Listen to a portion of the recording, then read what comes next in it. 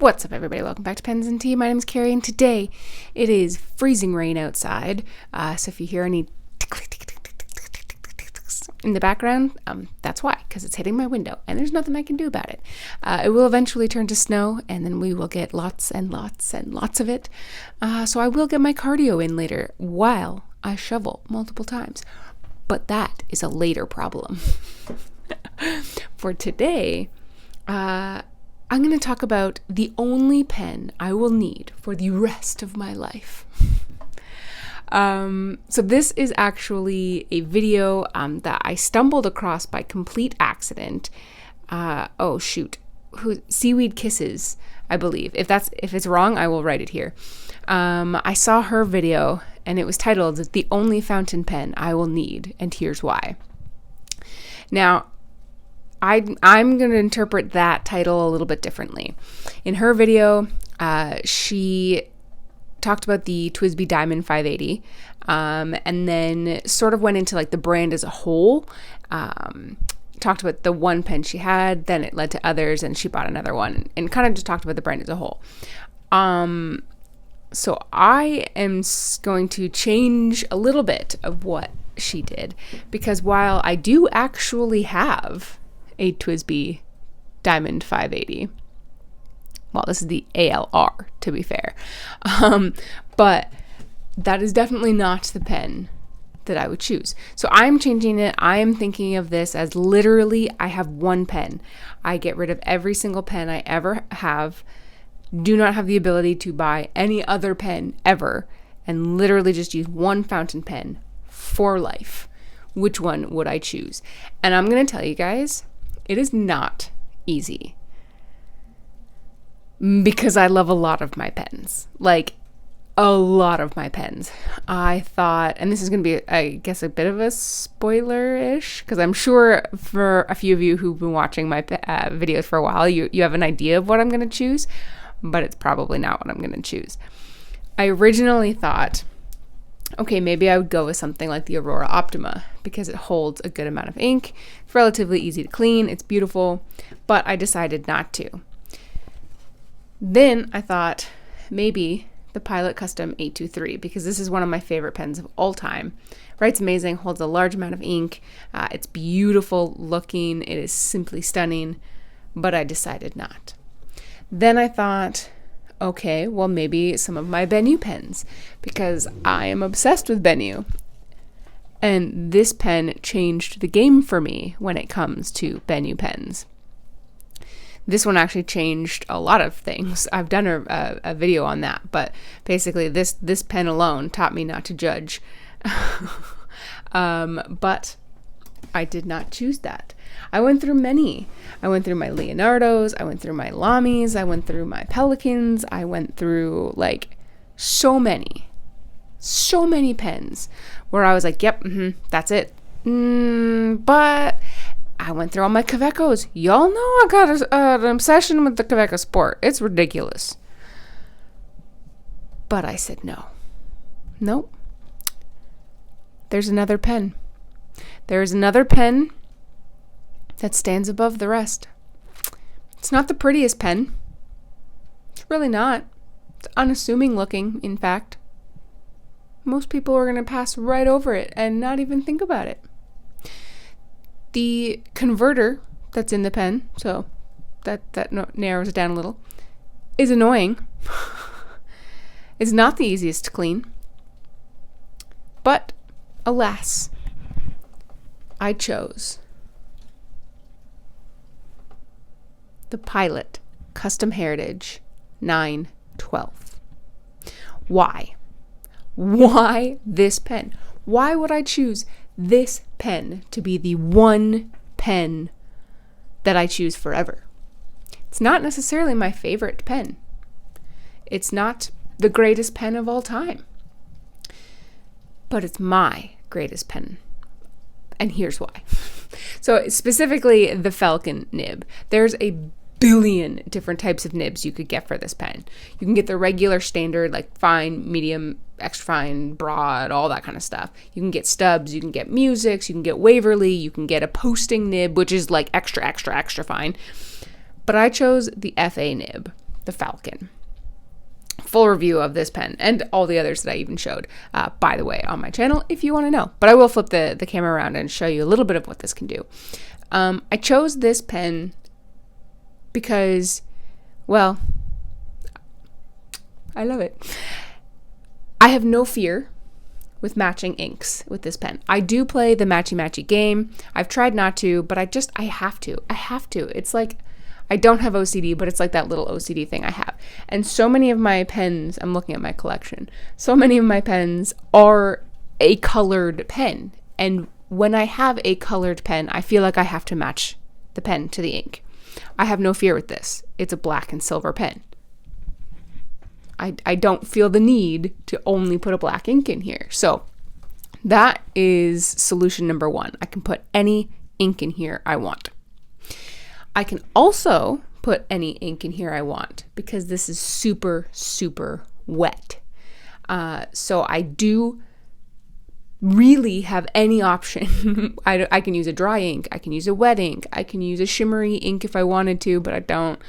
I could use a heavily sheening ink. Like, I can pretty much put any fountain pen ink I want in here, and it's going to handle it just fine. I really like wet pens, like super, super wet pens, and this delivers. Now, I do have an ebonite feed in here, and I would like to keep the ebonite feed in here as one of my options, is why this is the greatest of all time. I do still have the plastic feed, so I can swap that out. So if I do ever have an ink that's like just too unruly with this, then I can put the plastic feed back in, and it does slow the ink flow a little bit. But because it's super wet, I can also use like chronochromatic inks. Like right now I have Troublemaker Petrichor in here, which is a little bit dry. Almost all Troublemaker's inks are a little bit dry. And this is a oh my goodness, chromatic, whatever, you know what I mean. It shows off all the ink characteristics, and I like that a lot. I love the fact that you can use any ink because you can take this apart to clean. You can remove the nib and the feed from the housing. It's just friction fit, which means you can clean it out really, really easily. The ink converter is the Con 70, which admittedly, a little bit of a pain in the dill hole to clean, but it does hold a decent amount of ink for a cartridge converter. I'm actually almost out of ink currently, as you can tell. I got like just itty bitty little bits left. So it is a bit of a pain to clean, but usually I'll fill it like 2 to 3 times before I actually go to clean it out. And that will last me probably about a month or so, depending on the ink choice I use, how much I write, that kind of stuff. So being able to clean it is just amazing. I love the feel of this pen. It is a relatively cheap, resin, in the sense that it's not like it's some crazy Urushi pen, or like, doesn't have like an Urushi lacquer where like it feels like, I don't know how to explain it. I like the feel. It almost warms in my hand. This is going to sound a little strange, but I really like the sound.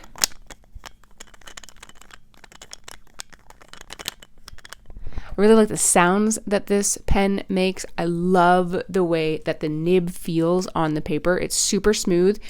You do get a little bit of feedback, but because I have that Falcon nib in there, one of the greatest things with this is that you get like a shock absorber feeling when you write.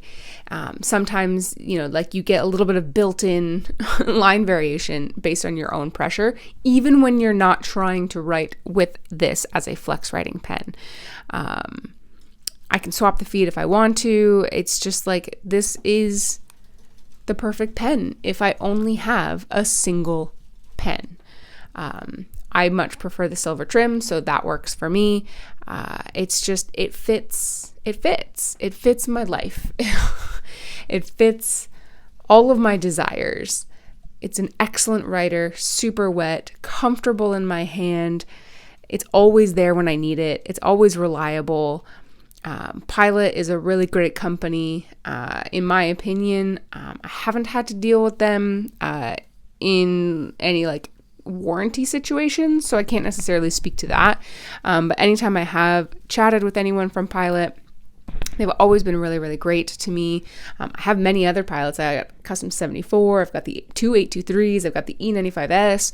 I've got the Metropolitan. I've used pretty much everything that Pilot has made. But this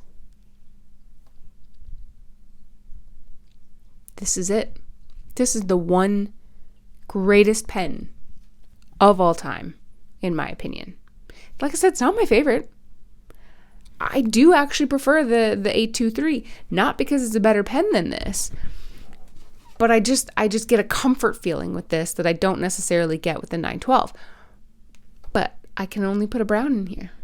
And to be fair, I really only ever put Mont Blanc James Purdy & Sons single malt in here. So I don't want to do that. I want to be able to use any ink I want. All of my Benu pens that I love and adore, like they're all colored. So I feel like I have to put some sort of matchy ink in there. And I don't want that kind of pressure. So the 912. Pretty much perfect. But let me know in the comment section down below, if you could only ever pick one pen and one pen only, what would it be? What is your greatest single pen? Doesn't have to be your favorite, but what would it be? Let me know in the comment section down below.